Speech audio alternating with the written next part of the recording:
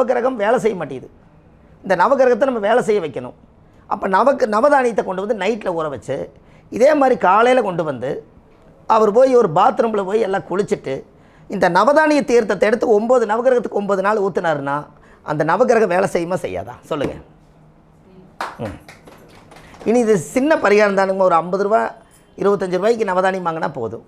அந்த காலத்தில் வறுமையின் நிற சிவப்புங்கிற கோட்டில் யாராவது போய் கடைசியில் தானியத்தை அழிச்சிடக்கூடாதுங்கிறக்காகத்தான் கோவில் கோபுரத்து மேலே இருக்கக்கூடிய அந்த குப்பியில் மேலே நவதானியத்தை கொட்டி வச்சுருக்காங்க.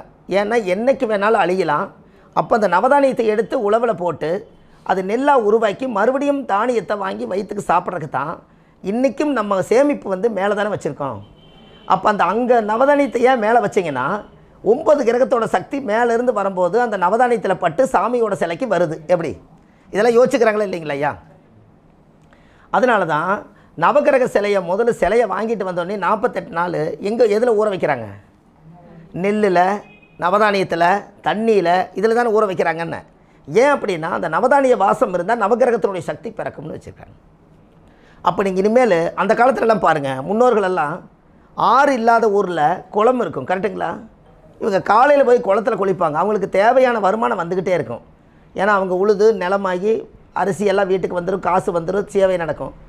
ஏன் அவங்களுக்கு வந்து அந்த கரெக்டாக வந்துச்சுன்னா டெய்லி குளத்தில் குளிக்காமல் போகவே மாட்டாங்க.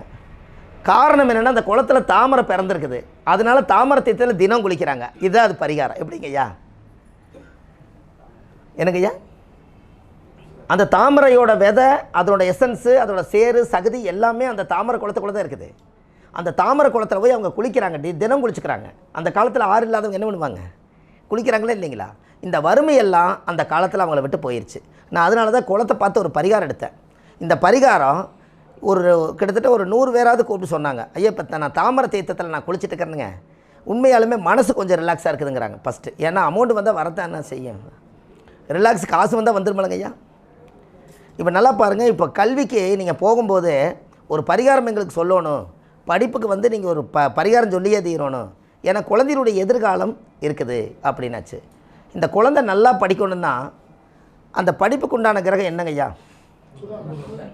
புதனோட உறவு என்னங்க? தாய்மாமனுக்கு பாத பூஜை பண்ணி தாய்மாமன் ஆசீர்வாதம் பண்ணால் படிக்காத குழந்தையும் படிக்கும். எப்படிங்க ஐயா?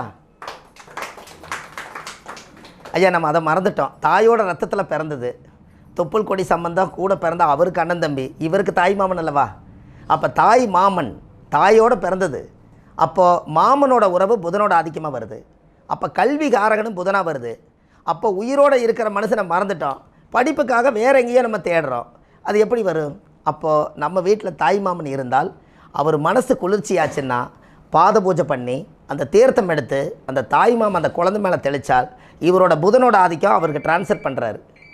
அதிலிருந்து அந்த குழந்தைக்கு ஞான சக்தி பெற்று அதிலிருந்து அந்த புக்கை படித்து அது பெரிய மெரிட்டில் சீட்டு வாங்கும். எப்படின்னு பாருங்கள். இனிமேல் என்னங்கய்யா, இனிமேல் பக்கத்தில் தான் இருக்குது தாய் மாமன், ஆனால் மறந்துட்டோம். என்னங்கம்மா?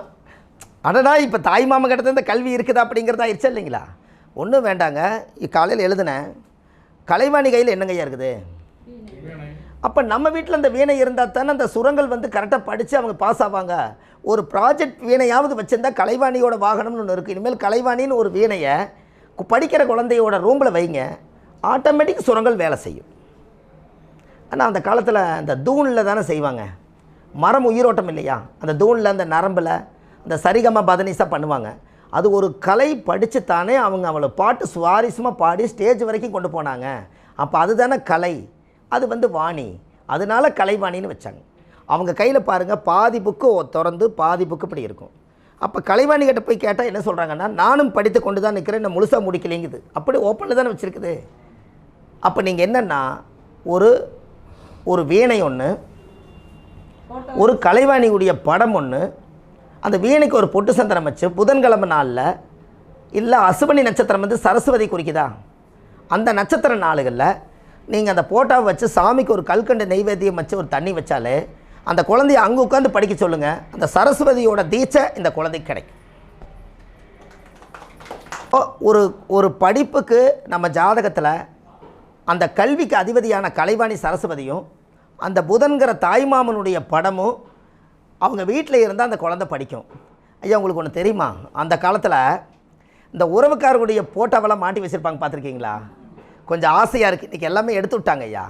அந்த பழைய கால படம் தான் அப்படி ஒரு பொட்டு வச்சு கயர் விஜயா மாதிரி இருக்கும். இது எங்கள் அத்தை, இது எங்கள் மாமா, இது எங்கள் தாத்தா, வேறு இவர் தான் சின்ன பையன் எடுத்தேன்பாங்க. அதில் தாய் மாமன் அதில் இருப்பார், கரெக்டுங்களா? அதில் தாய் மாமன் உறவு இருக்குமில்லங்க ஐயா. அப்போ அந்த போட்டோ எங்கே இருக்குதுங்க ஐயா? நம்ம இருக்கிற உயிரோட நம்மளோட உருவம் தானே அது. அப்போது அந்த வீட்டுக்குள்ளே அந்த குழந்தைக்கு தாய்மாவனுடைய போட்டா என்றைக்கோ மாட்டி வச்சுருப்பாங்க. டெய்லி காலையில் அந்த குழந்தை பள்ளிக்கூடம் போகும், நல்லா படிச்சுட்டு வரும், பாஸ் மார்க் எடுக்கும். அது நல்லா படித்தது காரணம் என்னென்னா, மாமனுடைய உறவோட அந்த உயிர் சக்தி அந்த படத்தில் இருக்கிறனால இந்த வீட்டில் இருக்குது. அதனால் அந்த குழந்தை படித்தது.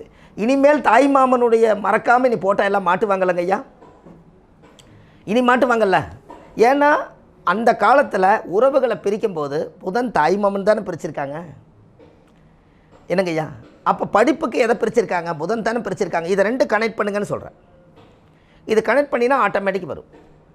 நான் அடிக்கடி சொல்லுவேன், நிறையா செடி வளர்த்துறீங்களே, என்றைக்காவது ஒரு நாள் பச்சைப்பயிறு வேக வச்சு ஒரு பெருமாள் கோயிலுக்கு கொண்டு போய் தர்மம் கொடுத்துட்டு வந்துட்டு நீங்கள் இந்த பச்சைப்பயிறுடைய செடியை வீட்டில் ஒரு சின்ன ரோஜா தொட்டி மாதிரி ஒன்று வச்சு பள்ளிக்கூடம் போகும்போது அந்த பச்சைப்பயிருக்கு வந்து தண்ணி ஊற்றிட்டு போக சொல்லுங்கள். அந்த பயிர் வளர வளர படிப்பு வளருன்னு சொன்னேன். அந்த குழந்தை டெய்லியும் தண்ணி ஊற்றிட்டு போகுது. எப்படிங்க ஐயா? சின்ன பரிகாரம்.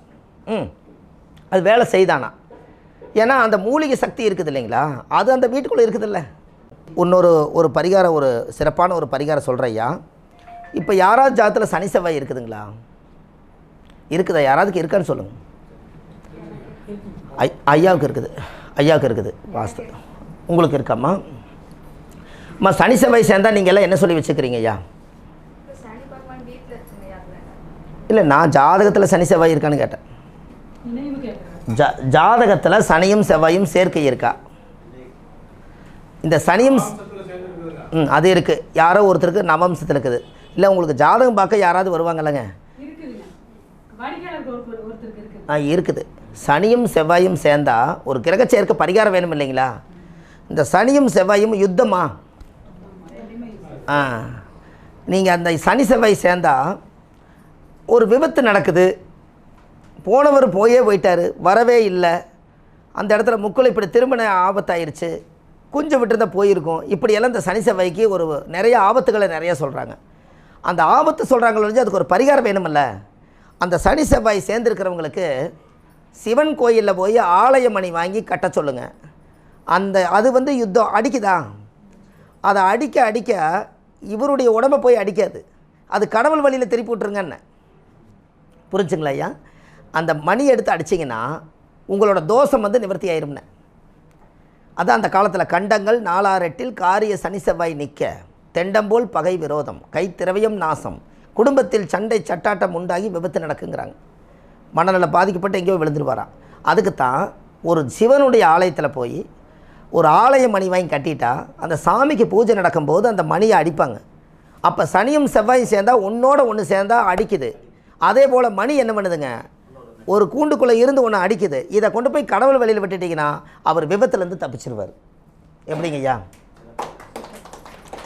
இது நீங்கள் கண்டிப்பாக நீங்கள் செய்யுங்க, அது உங்களுக்கு நல்ல விஷயம் தானே.